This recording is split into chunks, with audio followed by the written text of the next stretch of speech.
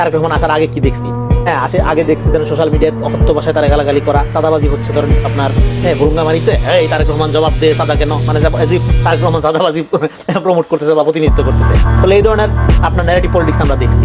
হ্যাঁ ধরেন একটা অন্তর্গণ দলে মারা গেল, হ্যাঁ এই বিএনপি চাঁদাবাজের দল, আরে ভাই 8,000 লোক তো বহিষ্কার করছে, পুলিশিং এর কাজটা তো পুলিশকে করতে হবে। হ্যাঁ আচ্ছা অন্য দল কি চাঁদাবাজি করে নাই, এনসিপি করে নাই, জামাতের লোক বহিষ্কার হয় নাই, হয়েছে তো। হ্যাঁ ছোট মানে এখন কম আর বেশি, কিন্তু এটা তো সমস্যা, কাঠামোগত সমস্যা। আপনি ময়লা সোয়ারেজ এই জুট এরকম রেখা দিবেন আর সাদা বলে চিল্লাবেন, হবে না তো। তার মানে আপনার এই কাঠামোগত সংস্কারের জন্য একটা আমাদের গণতান্ত্রিক একটা রূপান্তর দরকার, রাষ্ট্রের কাঠামোগত একটা রূপান্তর দরকার। চাঁদাটাকে কি বৈধতা দিচ্ছেন?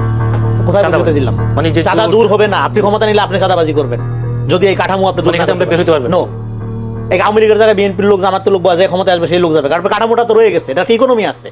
জুটের এই ব্যবস্থা, ময়লার এই ব্যবস্থাপনা যদি আপনি রেখে দেন, ফুটপাতে যে লোক চাঁদা দেয় সে তো চাঁদা দেওয়ার বিনিময়ে কি পাচ্ছে, একটা জীবিকার সুযোগ পাচ্ছে। কিন্তু আপনি রেগুলেশনের মধ্যে আনেন, সেটা সিটি কর্পোরেশনের আওতায় নেন, সিটি কর্পোরেশন এটা দায়িত্ব রক্ষণাবেক্ষণ করুক, সিটি কর্পোরেশনকে সে একটা ভাড়া দেখ, জায়গাটা পরিষ্কার করে রাখুক। আপনাদের সিস্টেম সারা পৃথিবীতেই আছে, আপনার দেশে নাই কেন?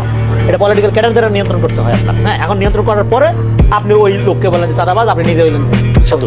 আপনি প্রশাসনে যেখানে আপনার ক্ষমতা আছে আপনি দখল করেন নাই, করছেন তো। আপনি কি প্রশাসনের লাইসেন্স বের করেন নাই, আপনার লোকজনকে দিয়ে জামা শিবির করেন নাই, করছেন তো।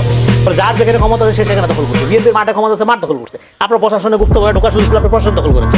বলে আমি বলছি স্বচ্ছতা ছাড়া, হ্যাঁ ট্রান্সপারেন্সি ছাড়া জনগণের আস্থা অর্জন হয়। এই যে আপনারা রাজনৈতিক দল, এতগুলো দল, আপনারা এতদিন আন্দোলন করলেন, আপনারা তো হাসিনার অনেক মায়ের খাইছেন। আপনার জামাত শিবির ইসলামিস্ট টুপিদারি দেখলে পিঠে আমার একটা কালচার হয়ে গেছে। মানুষ আপনাদের তাকে সারা দিয়ে নামে নেই কেন? কারণ মানুষ আপনাকে ট্রাস্ট করে না। Very simple.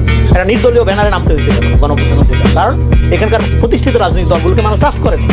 কারণ ফলে এখন আপনারা যে জোট করতেছেন, এই জোটের সাথে জনগণের ভাগ্য উন্নয়নের সম্পর্ক আছে, এটা জনগণ অন্তত বিশ্বাস করে না। জনগণ যারা করে করুক, আমি করি না। কেননা এই জোটের মধ্যে আপনারা অনেক কথা বলতেছেন, যেমন ইসলামী দলগুলো একটা জোট করতেছে যার সাথে ইসলামের কোনো সম্পর্ক নাই, আছে হলো ভোটের সম্পর্ক, ক্ষমতার সম্পর্ক।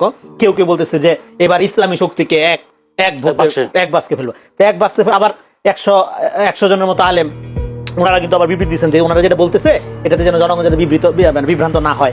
হ্যাঁ তারা আলাদা জোট হইতে পারে, ডেফিনেটলি ইসলামী দলগুলো আলাদা জোট করতে পারে, জোটের রাজনীতি কোনো সমস্যা নেই। কিন্তু সেখানে ইসলামী জোট আকারে আখ্যায়িত করা, এই জোটে ভোট দিলে ইসলাম বিজয় হবে, এই ধরনের কথা বলা এটা প্রতারণা। এটা কিন্তু আলেমরা বলছে।